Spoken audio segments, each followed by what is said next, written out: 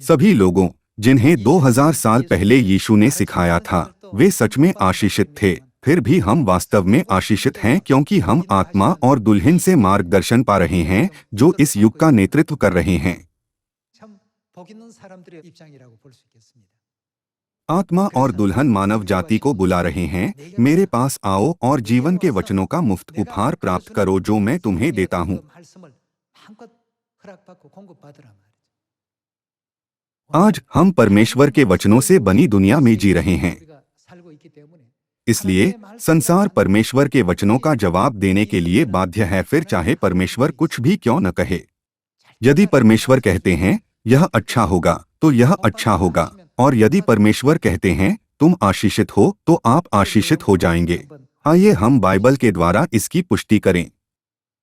आइए हम लूका के सुसमाचार अध्याय 23 आयत 42 पर एक नजर डालें। 가로되 तब उसने कहा, हे यीशु, जब तू अपने राज्य में आए तो मेरी सुधि लेना। क्या आपको यीशु के दाहिनी ओर के डाकू की कहानी याद है?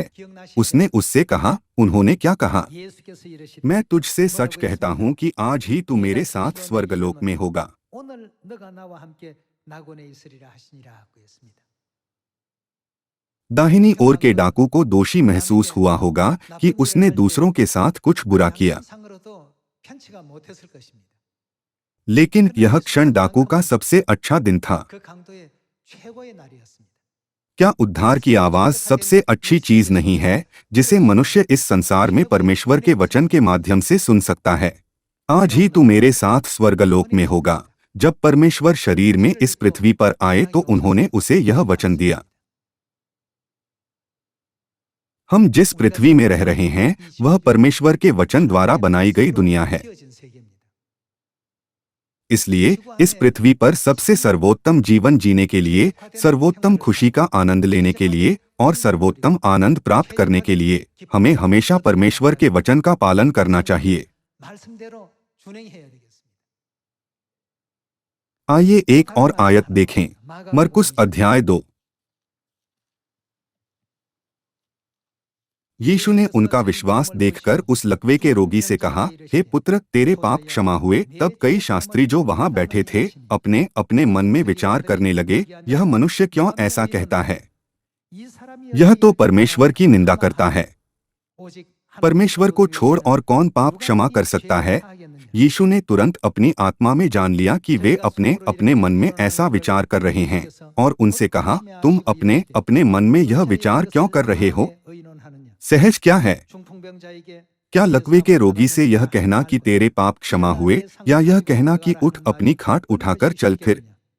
परंतु जिससे तुम जान लो कि मनुष्य के पुत्र को पृथ्वी पर पाप क्षमा करने का भी अधिकार है। उसने उस लकवे के रोगी से कहा, मैं तुझसे कहता हूँ, उठ अपनी खाट उठाकर अपने घर चला जा। वह उठा और तुरंत खाट उठाकर सबके सामने से निकलकर चला गया। इस पर सब चकित हुए और परमेश्वर की बड़ाई करके 다 놀라 영광을 하나님께 돌리며라고 되어 있습니다. जब परमेश्वर ने उससे कहा, तेरे पाप क्षमा हुए, तो वह कितना खुश और हर्षित हुआ होगा। 얼마나 큰 행복이고 기쁨이겠습니까?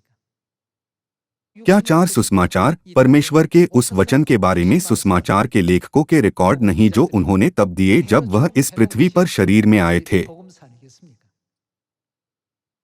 잠언서 आइए हम नीतिवचन अध्याय 1 में एक और आयत देखें। नीतिवचन अध्याय 1 आयत 7।